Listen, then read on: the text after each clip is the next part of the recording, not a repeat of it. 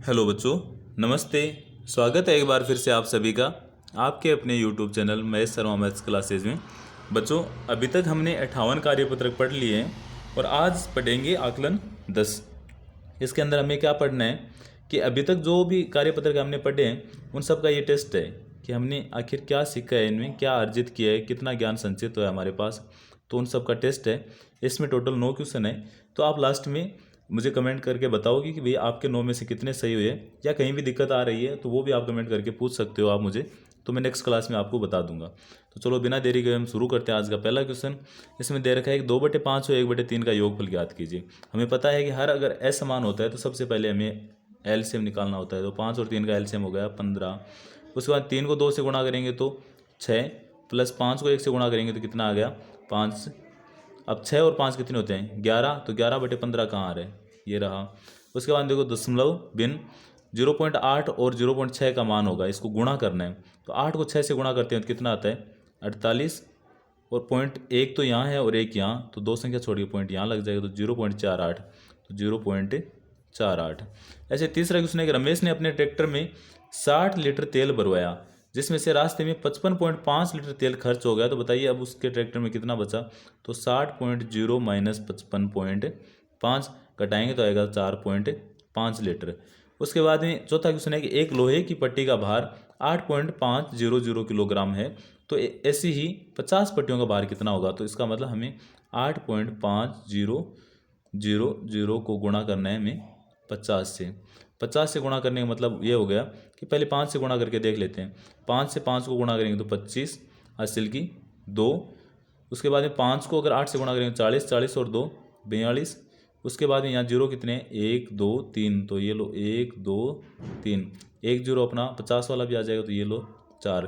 Point के बाद में कितनी संख्या हैं 1 2 3 4, तो यहाँ भी 4 है 1 2 3 4, यानी 425 रुपये हो गया। अब 425.00 ऑप्शन ए के अंदर ही दिखा रखा है। उसके बाद पाँचवा क्वेश्चन है कि नीचे दिए गए दशमलव भिन्न को साधारण भिन्न के रूप में लिखिए। जैसे 0.15 है तो भिन्न के अंदर लिखना है ना, तो 1.5 को सीधा लिख दो। पॉइंट के बाद में कितनी संख्या है 2, तो नीचे 2 जीरो लगा दो। ऐसे यहाँ देखो 8, तो 8 को सीधा लिख दो। पॉइंट के बाद में कितनी संख्या 1, तो 1 जीरो लगा दो। यहाँ देखो 7 6, पॉइंट के बाद में कितनी संख्या 2, तो नीचे कितने जीरो लगाओगे 2। ऐसे यहाँ देखो 40 लिखा, उसके बाद में पॉइंट के बाद में 2 संख्या, तो 2 जीरो लगा दो। बहुत ही सिंपल है ये तो। ऐसे छठा क्वेश्चन दे रखा है कि नीचे दिए गए दशमलव भिन्नों के घटते क्रम में लिखिए। जैसे यहाँ दे रखा है 0.41, उसके बाद में दिया है 0.2, फिर दिया है 1.43, फिर 4.13 और फिर 0.09। जैसे इनका अलग अलग क्रम है कि नीचे दिए गए दशमलव भिन्नों को घटते क्रम में लिखना है। ये जितनी दे रखी है उसके अंदर इनको घटते क्रम, यानी सबसे पहले सबसे बड़ी भिन्न है उसको लिखेंगे।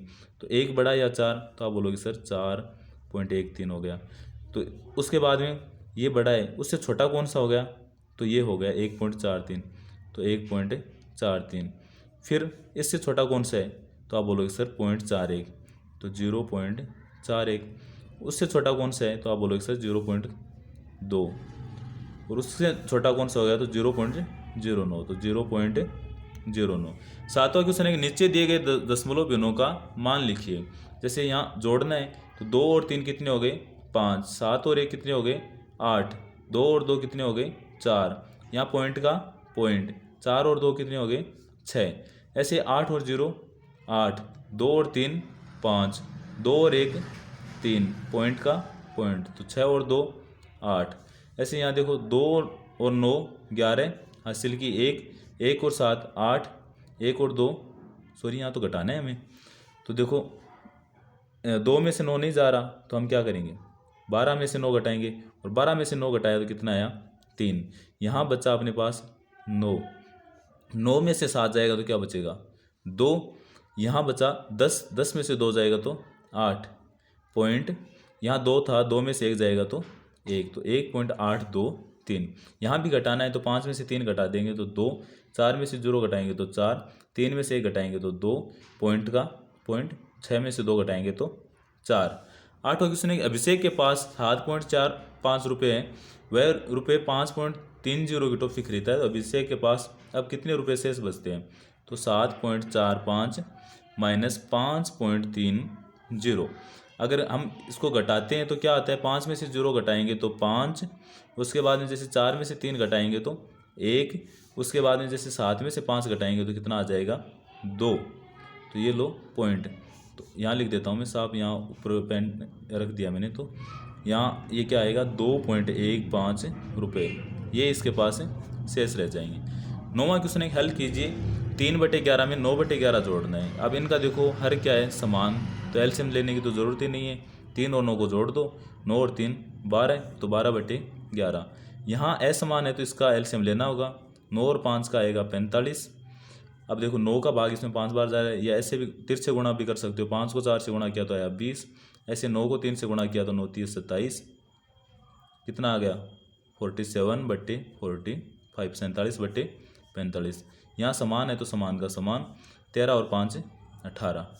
यहाँ समान नहीं है तो 13 और 5 का लेंगे तो कितना आएगा एलसीएम 65। 5 को 7 से गुणा करेंगे तो 35, 13 को 1 से गुणा करेंगे तो 13, 5 और 3 8, तो यहाँ कितने आ गए 48/65। ये था अपना आकलन 10। टोटल 9 क्वेश्चन थे। अब आप कमेंट करके बताओ कि आपके इन 10 में से कितने क्वेश्चन सही हैं। अगर क्लास अच्छी लगी है तो लाइक करना, अपने दोस्तों के साथ में शेयर करना, और अगर चैनल को अभी तक सब्सक्राइब नहीं किया है तो ज़रूर कर लेना, ताकि जो भी अपनी नेक्स्ट क्लास हो उसका नोटिफिकेशन आपको मिल जाए। Thank you.